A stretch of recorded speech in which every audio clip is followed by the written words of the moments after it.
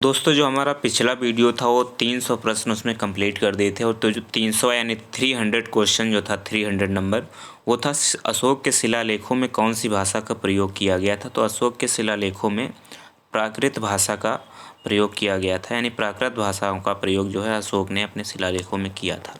अब प्रश्न नंबर 301 देखते हैं। प्रश्न नंबर 301 है, पल्लव वंश का संस्थापक कौन था। बहुत इंपॉर्टेंट है दोस्तों। पल्लव वंश का संस्थापक सिंह विष्णु था। पल्लवों की राजधानी कांचीपुरम हुआ करती थी जो कि तमिलनाडु में है। नटराज की मूर्तियाँ जो थी वो चोल काल की थी। नटराज की जो मूर्तियाँ हैं वो चोल काल की थी। राष्ट्रकूट वंश की राजधानी मान्यखेत हुआ करती थी, यानी जो राष्ट्रकूट थे उनकी अपनी जो उनकी राजधानी थी वो मान्यखेत थी। राष्ट्रकूट वंश का संस्थापक यानी राष्ट्रकूट वंश की स्थापना जो की थी वो दंती दुर्ग नामक शासक ने की थी। दंती दुर्ग नामक शासक ने जो है राष्ट्रकूट वंश की स्थापना की थी। इसके संस्थापक थे। संगम युग का महान शासक कौन था। तो संगम युग का जो महान शासक था वो करिकाल था। करिकाल जो है संगम युग का महान शासक था। संगम का मतलब है कवियों की गोष्ठी। संगम का जो तात्पर्य है वो कवियों की गोष्ठी के नाम से इससे है। प्रथम और तृतीय संगम जो है मदुरई में हुआ था। चालुक्य जो थे उनकी राजधानी वातापी हुआ करती थी। पिछले वीडियो में भी ये प्रश्न आया था। आप इसको याद होगा कि जो चालुक्य थे उनकी राजधानी वातापी थी।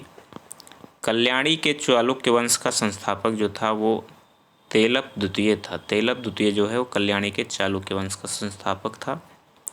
चोल वंश का अंतिम राजा राजेंद्र तृतीय था। नौ सैनिक शक्ति के लिए प्रसिद्ध चोल शासन था, यानी जो चोल शासन था वो अपनी नौ सैनिक शक्तियों के लिए सबसे ज़्यादा प्रसिद्ध था। स्थानीय स्वशासन विशेषता थी चोल वंश की, यानी जो स्थानीय स्वशासन है कार्नवालिस के समय में लागू हुआ था भारत में, और ये चोल वंश की सबसे बढ़िया यानी सबसे विशेषता थी, विशेष बात थी चोल वंशों की स्थानीय स्वशासन की। होयसल वंश की राजधानी द्वार समुद्रम हुआ करती थी, और होड़ों का आक्रमण जो हुआ था वो स्कंदगुप्त के समय में हुआ था। होड़ों का आक्रमण स्कंदगुप्त के समय में हुआ था। प्रश्न नंबर 216 है, होड़ों का प्रथम शासक जो था वो तोरमाड़ था। तोरमाड़ जो है वो होड़ों का प्रथम शासक था। गुप्तकालीन चांदी का सिक्का जो है वो रूपक के नाम से जाना जाता था। गुप्तकालीन जो चांदी का सिक्का था उसे रूपक कहा जाता था। भारतीय इतिहास का स्वर्ण युग गुप्त काल को कहा जाता है। गुप्त वंश का अंतिम शासक विष्णुगुप्त था, और हर्षवर्धन का जो दरबारी कवि था वो बाणभट्ट थे। बाणभट्ट ने जो हैं वो हर्षवर्धन के दरबारी कवि हुआ करते थे। प्रश्न नंबर 321 है, सामवेद में वर्णन किया गया है, किस चीज़ का वर्णन किया गया है। संगीतों का, यानी जो सामवेद है उसमें संगीतों का वर्णन किया गया है। औषधियों से संबंधित वेद कौन सा है। तो औषधियों से संबंधित वेद अथर्ववेद है, यानी अथर्ववेद में औषधि के संबंध में पूरा आपको वर्णन मिलेगा। यज्ञ संबंधी विधि विधानों का वर्णन यजुर्वेद में मिलेगा, और सर्वप्रथम देवकी के पुत्र कृष्ण का वर्णन जो है वो छंदोग्य उपनिषद में मिलेगा। छंदोग्य उपनिषद में जो है देवकी के पुत्र कृष्ण का वर्णन आपको मिल जाएगा। सर्वाधिक ऋग्वैदिक सूक्त जो हैं वो इंद्र को जो हैं समर्पित हैं। जितने भी सबसे अधिक जो ऋग्वैदिक सूक्त हैं यानी जो श्लोक हैं वो इंद्र को समर्पित हैं। अथर्ववेद में वर्णन किया गया है किसका, तंत्र मंत्र और वशीकरण का। तंत्र मंत्र और जो वशीकरण है इसका जो वर्णन किया गया है अथर्ववेद में किया गया है। सामवेद में संगीत में स्रोतों का वर्णन है। कौटिल्य, जिसे चाणक्य और विष्णुगुप्त भी कहते थे, वो चंद्रगुप्त मौर्य का प्रधानमंत्री था। चंद्रगुप्त मौर्य का प्रधानमंत्री था, और कौटिल्य ने ही जो है अर्थशास्त्र नाम की जो है पुस्तक भी लिखी थी जो कि राजनीति पर है। प्रश्न नंबर 329 है, योग दर्शन के प्रतिपादक कौन थे। तो पतंजलि जो हैं वो योग दर्शन के प्रतिपादक थे। हरिसेन किसके दरबारी कवि थे। तो हरिसेन जो हैं समुद्रगुप्त के दरबारी कवि थे। एलोरा के गुहा मंदिर संबंधित किससे हैं। तो एलोरा के जो गुहा मंदिर है वो हिंदू, बौद्ध, जैन धर्म से संबंधित हैं, यानी जो एलोरा के गुहा मंदिर हैं वो हिंदुओं से भी, बौद्ध और जैन तीनों से संबंधित हैं। सूर्य मंदिर कहाँ पे है? तो सूर्य मंदिर कोणार्क उड़ीसा में स्थित है।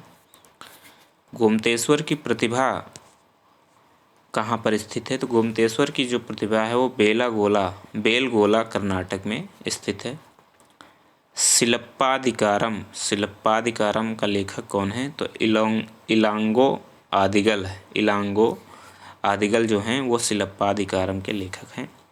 गुर्जर प्रतिहार वंश की स्थापना किसने की थी? तो गुर्जर प्रतिहार वंश की स्थापना नागभट्ट प्रथम ने की थी। नागभट्ट प्रथम ने गुर्जर प्रतिहार वंश की स्थापना की थी। प्रश्न नंबर 336 देखते हैं। प्रश्न नंबर 336 है, चैत्य तथा बिहार में क्या अंतर है? चैत्य तथा बिहार में क्या अंतर है ये बताना है। तो चैत्य जो हैं वो पूजा स्थल हुआ करते थे, जबकि जो बिहार हैं वो निवास स्थान हुआ करते थे। चैत्य पूजा स्थल होते थे और जो बिहार हैं वो निवास स्थान होते थे। प्रश्न नंबर 337 से त्रिपिटक क्या है? तो त्रिपिटक जो है बुद्ध के उपदेशों का एक संग्रह है जिसे त्रिपिटक कहा गया है। 16 महाजनपदों की सूची कहाँ पर मिलेगी? तो 16 महाजनपदों की जो सूची है वो अंगुत्तर निकाय में है। किस राजा के ने 4 अश्वमेघों का संपादन किया था? तो जो प्रवर सेन प्रथम राजा थे इन्होंने 4 अश्वमेघ जो मेघों का जो है संपादन किया था। ऋग्वेद में वर्णन किया गया है किसका? तो ऋग्वेद में जो है स्रोत और प्रार्थनाओं का वर्णन किया गया है।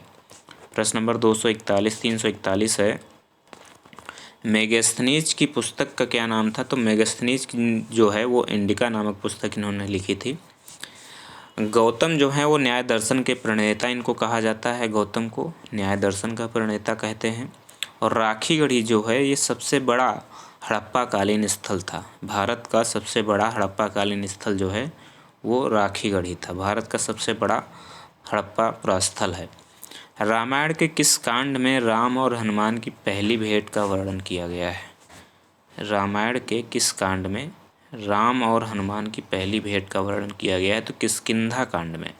किष्किंधा कांड में जो है राम और हनुमान की पहली भेंट का वर्णन है। इलाहाबाद स्तंभ अभिलेख किससे संबंधित हैं? तो इलाहाबाद स्तंभ अभिलेख जो है वो समुद्रगुप्त से संबंधित हैं। समुद्रगुप्त से संबंधित है इलाहाबाद स्तंभ अभिलेख। महाभारत के अनुसार उत्तरी पांचाल की राजधानी कहाँ स्थित थी? तो उत्तरी पांचाल की राजधानी जो है वो अहिछत्र में स्थित थी। चाणक्य के बचपन का नाम विष्णुगुप्त था और उसके बाद इसे कौटिल्य भी कहा गया चाणक्य को। प्रश्न नंबर 348 है, विक्रम एवं शक संवतों में कितना अंतर है? तो 135 वर्ष का अंतर है विक्रम और शक संवत में। आदि शंकराचार्य द्वारा स्थापित 4 मठ कहाँ कहाँ पर हैं? तो कौन कौन से हैं? श्रृंगेरी मठ, गोवर्धन मठ, द्वारका मठ और ज्योतिर्मठ। ये 4 मठ जो हैं वो आदि शंकराचार्य द्वारा स्थापित हैं। एशिया के ज्योतिपुंज के तौर पर किसे जाना जाता है? तो गौतम बुद्ध को एशिया का ज्योतिपुंज के नाम से जाना जाता है। मगध की राजधानी कौन सी थी? तो मगध की राजधानी गिरिव्रज राजगृह थी। राजगृह जो थी वो मगध की राजधानी हुआ करती थी। श्रीमद् भगवद गीता मौलिक रूप से किस भाषा में लिखी गई थी? तो जो भगवद गीता है वो संस्कृत भाषा में लिखी गई थी। उत्तराखंड में सम्राट अशोक के शिलालेख कहाँ मिले थे? तो उत्तराखंड में कालसी में सम्राट अशोक के जो है शिलालेख मिले थे। महाबलीपुरम के रथ मंदिरों का निर्माण किसने करवाया था? तो महाबलीपुरम जो है उसके रथ मंदिरों का निर्माण नरसिंह वर्मन ने करवाया था। नरसिंह वर्मन ने महाबली के रथ मंदिरों का निर्माण करवाया था। गायत्री मंत्र की रचना विश्वामित्र ने की थी और वत्स महाजनपद की राजधानी जो है वो कौशाम्बी हुआ करती थी। प्रयागराज के निकट जो है कौशाम्बी, ये जो है ये वत्स महाजनपद की राजधानी हुआ करती थी। सारनाथ स्तंभ का निर्माण अशोक ने करवाया था। सारनाथ का जो स्तंभ है उसका निर्माण अशोक ने करवाया था। प्रश्न नंबर 358 है, अशोक का रोमनदेई स्तंभ कहाँ पर किससे संबंधित है? तो जो रोमनदेई स्तंभ है वो बुद्ध के जन्म से संबंधित है। बुद्ध के जन्म से संबंधित कौन सा अशोक स्तंभ है? तो रोमनदेई स्तंभ है। कलिंग नरेश खारवेल किस वंश से संबंधित था? तो खारवेल जो था वो चेदी वंश से संबंधित था। भारत का प्रथम विधि निर्माता किसे माना जाता है? तो भारत का प्रथम विधि निर्माता मनु को माना जाता है। प्रश्न नंबर 361 है, भारत में पर्यावरण संरक्षण अधिनियम कब पारित हुआ? तो 1986 में पर्यावरण संरक्षण अधिनियम पारित हुआ। इम्पोर्टेंट है। ग्रीन मफलर किससे संबंधित है? तो जो ग्रीन मफलर है वो ध्वनि प्रदूषण से संबंधित है। शरीर की ताप नियंत्रक ग्रंथि का नाम क्या है? तो शरीर की ताप नियंत्रक ग्रंथि का नाम हाइपोथैलेमस है। हाइपोथैलेमस जो है इसे शरीर की ताप नियंत्रक ग्रंथि कहा जाता है। मानव शरीर में पसलियों की संख्या जो है वो 12 जोड़ी होती है, यानी कि कुल मिला के 24 पसलियाँ होती हैं। मस्तिष्क का सबसे बड़ा भाग प्रमस्तिष्क होता है, जिसे सेरेब्रम भी कहा जाता है। प्लेटलेटस यानी रक्त का कब्रगाह की मृत्यु जो होती है वो कहाँ पे होती है? प्लीहा में। प्लीहा में जो है प्लेटलेटस की मृत्यु होती है और प्लीहा को ही रक्त का कब्रगाह भी कहा जाता है। पारा संबंधित रोग कौन सा है? तो पारा संबंधित जो रोग है वो मिनीमाता रोग है।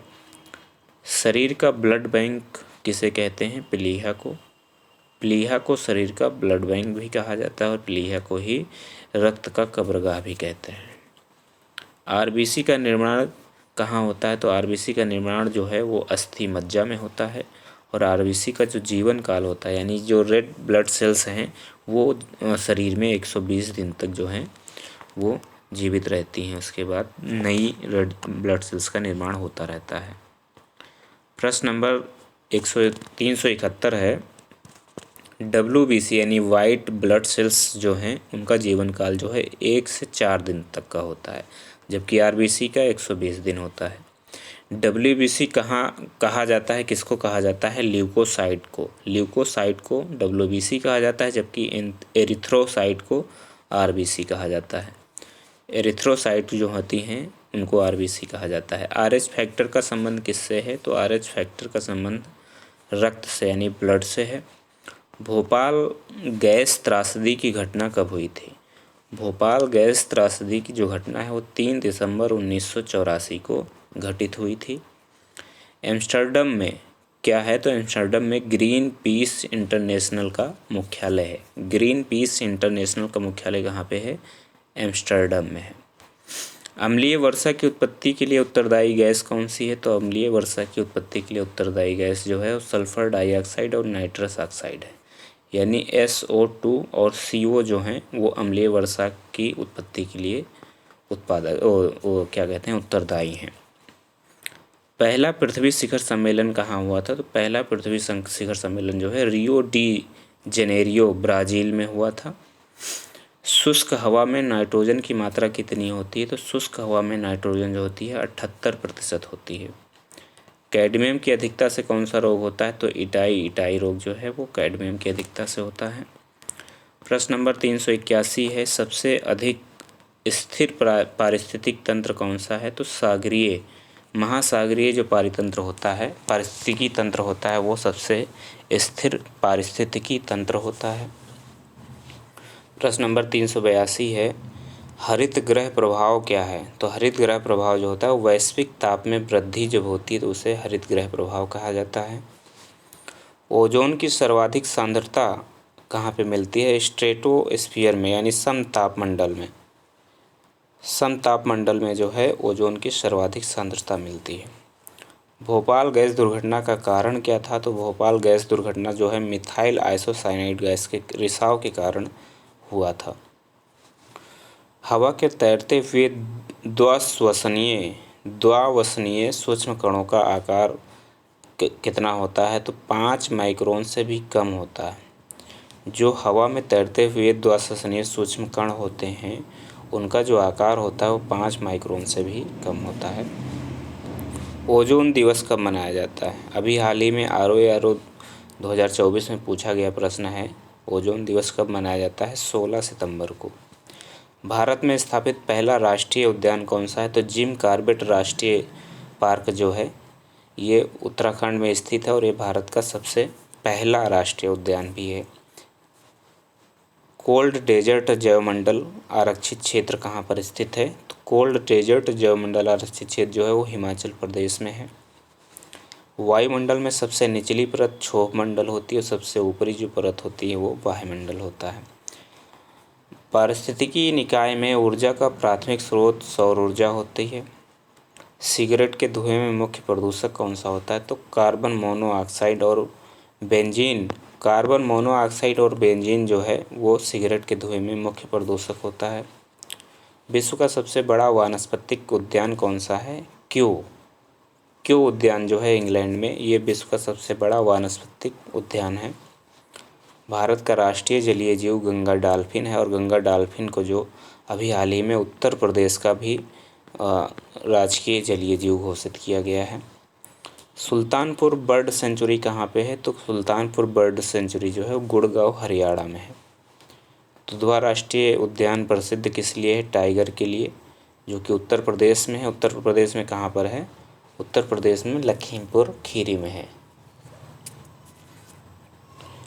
ओजोन परत को सर्वाधिक नुकसान पहुंचाने वाले प्रदूषक कौन से हैं? क्लोरोफ्लोरोकार्बन, CFC गैस जो है। CFC गैस जो है ओजोन परत को सर्वाधिक नुकसान पहुंचाने वाले प्रदूषक हैं।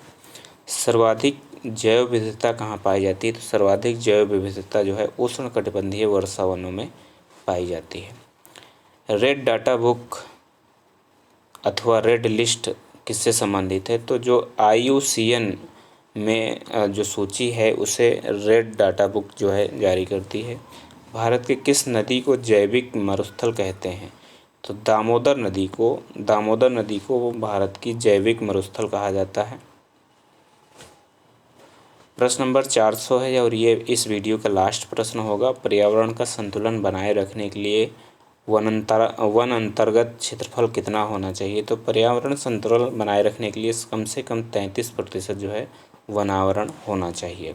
तो दोस्तों उम्मीद है वीडियो आपको पसंद आया होगा। अगर पसंद आया तो लाइक शेयर और सब्सक्राइब करते रहिए और कमेंट करके बताइएगा वीडियो आपको कैसा लगा। धन्यवाद। जय हिंद, जय भारत।